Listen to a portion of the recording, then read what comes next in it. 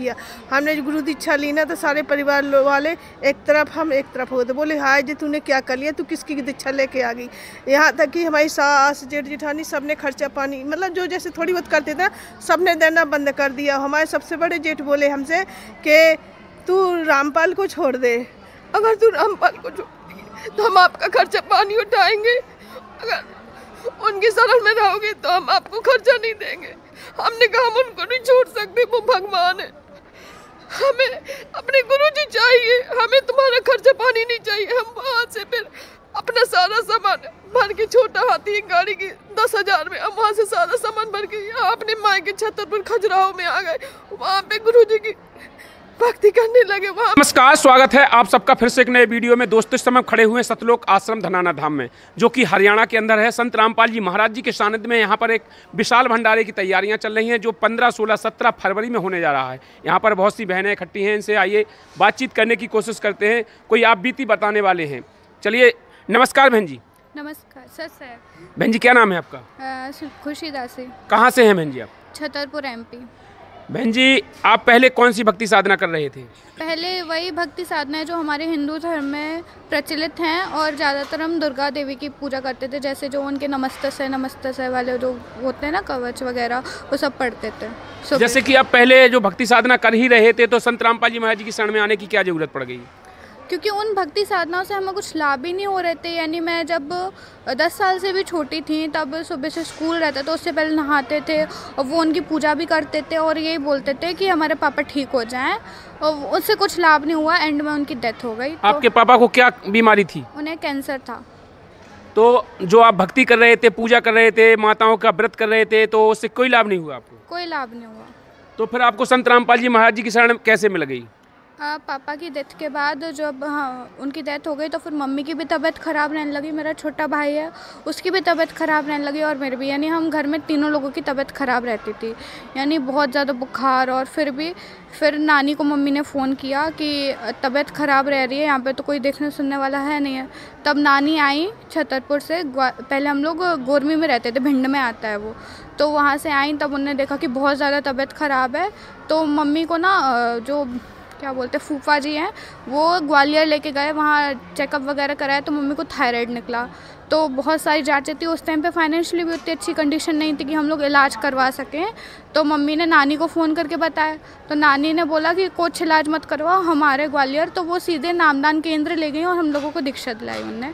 फिर थायराइड ऐसी बीमारी, जैसे कि आपने कहा कि आपकी नानी जी आई, उन्होंने सीधा आपको हॉस्पिटल की जगह संत रामपाल जी महाराज जी के आश्रम ले गई और वहाँ पर उन्होंने सीधा नाम दीक्षा दिला दिया। तो क्या नाम दीक्षा दिलाने से आपकी जो थायराइड की बीमारी थी, क्या वो ठीक हो गई है? हाँ, थायराइड की मम्मी ने एक भी गोली नहीं खाई। थायराइड एक ऐसी बीमारी है, अगर एक दिन का उसका डोज मिस कर दो तो वो 1 महीने नहीं खाई हो वैसे गोली हो जाती है। लेकिन मम्मी ने एक भी गोली नहीं खाई थायराइड की, और आपके सामने खड़ी हुई हैं। क्या आपने जो थायराइड की गोली नहीं खाई उसके बाद आपको कोई कष्ट नहीं हुआ? कोई कष्ट नहीं हुआ, हम अच्छे हैं। थायराइड की हमने गोली नहीं खाई। हम बिरला हॉस्पिटल में गए थे ग्वालियर में, हमारी मतलब नंदोई ले गए थे, वहाँ पे सारी जांचें हुई थी, ECG, उसमें खून की कमी बताई थी, थायराइड बताई थी, मतलब बहुत ज़्यादा बीमारी अब निकली थी। तो हमने कहा, फिर मम्मी बोली कि आप सीधे नामदान केंद्र, तो हम वहाँ से गए, जबकि हमारे पूरे परिवार वालों ने बहुत विरोध किया। हमने जो गुरु दीक्षा ली ना तो सारे परिवार वाले एक तरफ हम एक तरफ होते, बोले हाय जी तूने क्या कर लिया, तू किसकी दीक्षा लेके आ गई।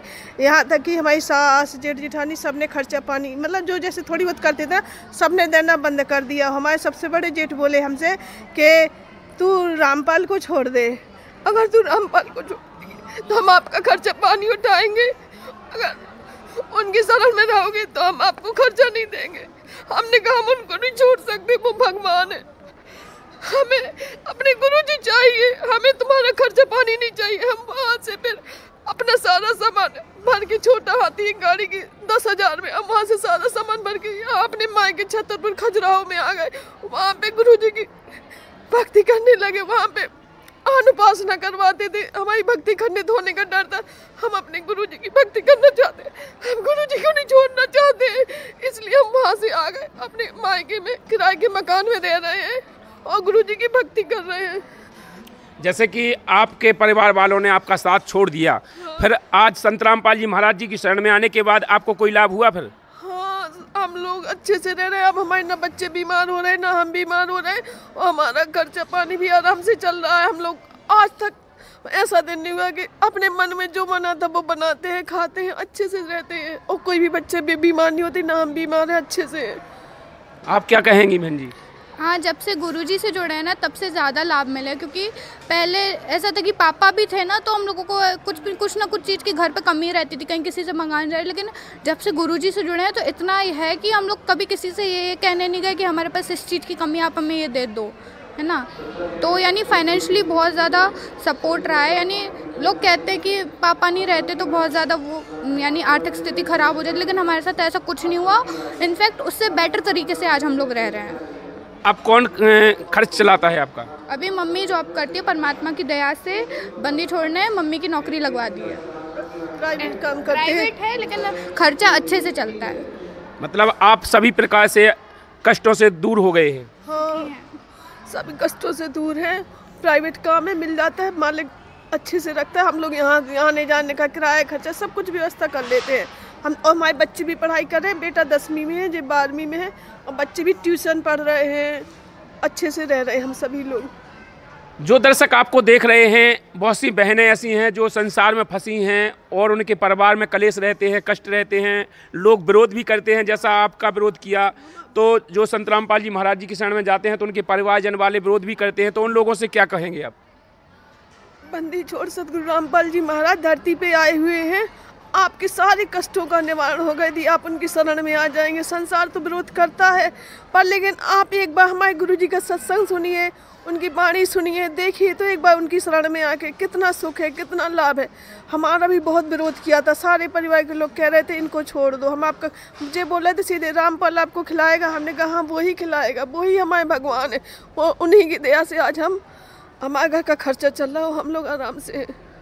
क्या संदेश देंगे आप जो दर्शक आपको देख रहे हैं? क्योंकि आज नौजवान बच्चे, अधिकांश लोग जैसे देखा होगा फिल्म सिनेमा कई ऐसे वहाँ पर व्यस्त रहते हैं, लेकिन भक्ति के पास नहीं जाना चाहते हैं, तो आप उन लोगों को क्या संदेश देना चाहेंगे?